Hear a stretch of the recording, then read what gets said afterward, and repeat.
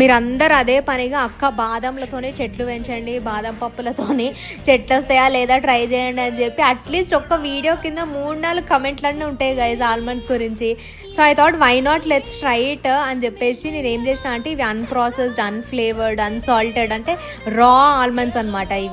అవి తీసుకొచ్చి నేను ఓవర్ నైట్ వాటర్లో సోక్ చేసి పెట్టినా అనమాట. పెట్టిన తర్వాత ఈ పైన కవర్ ఇట్లా మెల్లగా చిన్నగా ఓన్లీ పైన స్ప్రౌట్ అవుతుంది కాబట్టి ఓన్లీ ఆ ఏరియాలోనే తీసిన. కొన్నేమో అట్లా తీసిన, కొన్నేమో ఫుల్ తీసి ఒక బౌల్ తీసుకొని దాంట్లో టిష్యూ పేపర్ వేసేసి దాని మీద కొంచెం అంత వాటర్ అట్లా స్ప్రింకిల్ చేసేసి ఇవి దూరం దూరం పెట్టేసి ఉంచిన అనమాట. అండ్ కవర్ చేసేసి ఒక 2-3 డేస్ తర్వాత ఓపెన్ చేసి చూసినా స్ప్రౌట్ ఏం రాలేదు, వస్తుందేమో కొంచెం టైం పడుతుంది అని చెప్పేసి మళ్ళీ అట్లనే పెట్టేసి ఉంచిన. అండ్ ఐ హర్డ్ దట్ యూజువల్గా బాదంలు అంత ఈజీగా పెరగవు అని చెప్పేసి, సో అందుకనే పెట్టిన.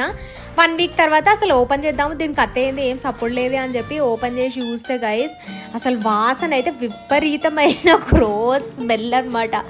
ముక్కు వేలిపోయింది, అంత చెండాలంగా వచ్చేది వాసన. అండ్ ఇవి లోపల అయితే స్ప్రౌట్ గురించి పక్కన పెడితే మొత్తం ఇట్లా స్మాష్ అయిపోయి ఫంగస్ కూడా పెరిగిపోయింది అనమాట. So it's proved it won't grow అని.